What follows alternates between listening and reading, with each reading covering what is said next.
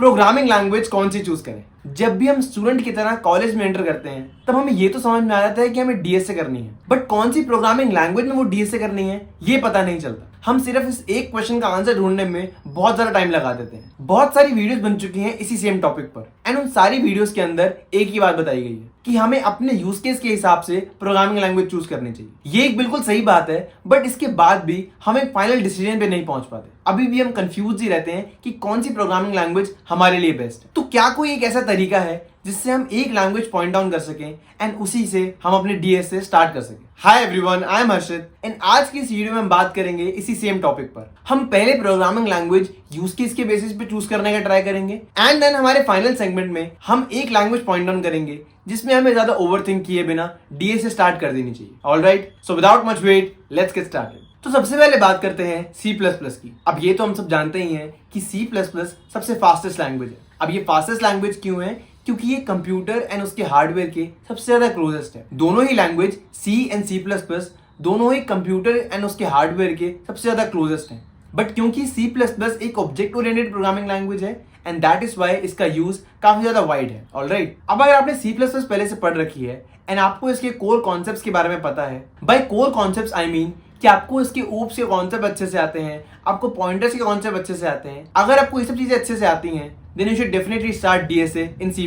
And अगर आप C++ choose करते हो देन आपको कंपेटिटिव प्रोग्रामिंग के वर्ल्ड में भी काफी ज्यादा बेनिफिट मिलता है, क्योंकि वहां पर टाइम को सबसे ज्यादा इंपॉर्टेंस दी जाती है एंड C++ एक फास्टेस्ट लैंग्वेज है and that is why CP में काफी ज्यादा वाइडली यूज होती है। ऑलराइट, एंड ऑल्सो अगर हम बात करें C++ की कोर प्लेसमेंट्स की देन इसके अंदर भी अपॉर्चुनिटीज अवेलेबल है। HFTs होती हैं high frequency trading firms and इनके अंदर कोर C++ के डेवलपर्स की काफी ज्यादा डिमांड होती है एंड अलॉन्ग विद दिस इनके पैकेजेस भी सुपर अमेजिंग होते हैं। सो अगर आपको ये सब चीजें अट्रैक्ट करती हैं एंड आपकी लैंग्वेज की डेफिनेशन से अलाइन करती हैं then you should definitely go with C++.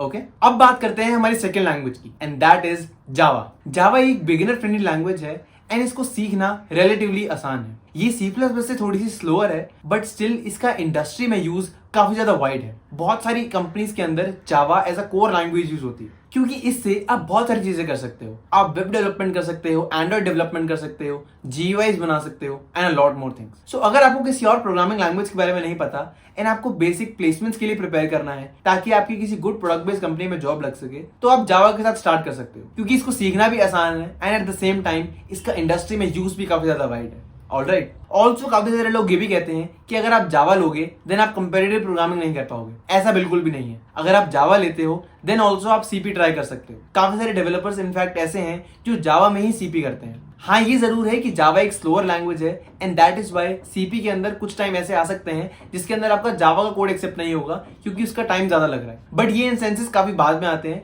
अगर आपको बिगिनर लेवल सीपी करनी है then you can definitely go with Java, no worries with that. Okay, अब बात करते हैं हमारी थर्ड एंड लास्ट लैंग्वेज की and that is Python. Python का मेजर यूज होता है in machine learning, data science and artificial intelligence etcetera. Right, अगर आप पहले से पाइथन जानते हो एंड आपकी इस लैंग्वेज में कमांड है देन आप इसके अंदर डीएसए कर सकते हो। But in my personal opinion आपको पाइथन में डीएसए ट्राई नहीं करना चाहिए, क्योंकि अगर आप पाइथन में डीएसए करते हो देन आप डीएसए के काफी सारे कोर कॉन्सेप्ट्स मिस कर देते हो, क्योंकि पाइथन में इन सारे कोर कॉन्सेप्ट्स के लिए already inbuilt libraries and functions available है। For example binary search, sorting, इन सब के लिए पाइथन में पहले से ही फंक्शंस एंड लाइब्रेरीज अवेलेबल है एंड आप उन्हीं को यूज करके अपना काम कर लेते हो। इससे आपको कोर कॉन्सेप्ट्स की अच्छे से नॉलेज नहीं होती एंड आप प्रॉब्लम सॉल्विंग उतने अच्छे तरीके से सीख नहीं पाते। That is why you should try not to do DSA in Python. Alright, so अब हमने तीनों प्रोग्रामिंग लैंग्वेजेस के बारे में जान लिया है एंड किस प्रोग्रामिंग लैंग्वेज में डीएसए करने चाहिए एंड किस प्रोग्रामिंग लैंग्वेज में डीएसए नहीं करने चाहिए ये भी डिस्कस कर लिया। माइंड दिस कि सारे के सारे मेरे पर्सनल ओपिनियंस हैं। अगर आप इन ओपिनियन से अग्री नहीं करते या फिर आपके कोई और ओपिनियंस हैं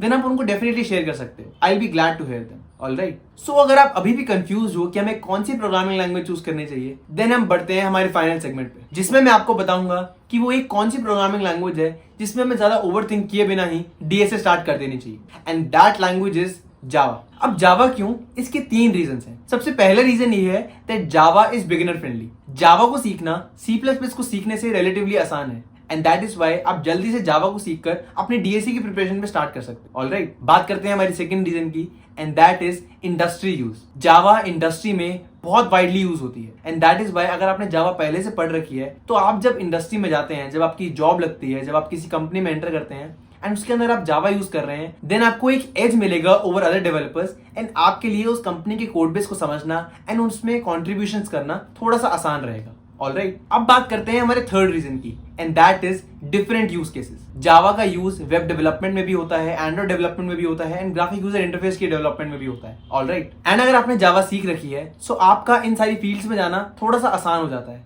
एंड इसीलिए आपका स्किल सेट भी काफी इंप्रूव होता है। ऑलराइट, सो ये हो गई हमारी फाइनल लैंग्वेज जावा। अगर आपको बहुत ज्यादा कंफ्यूजन है एंड आपको समझ ही नहीं आ रहा है कि कौन सी लैंग्वेज स्टार्ट करना चाहिए, then you should definitely go with Java. Java सीखो and you will be able to learn a lot of more things. Alright, so that's all from my side. This was Arshit Rehan signing off. Take care everyone and I will see you in the next video. Till then, keep preparing and be focused.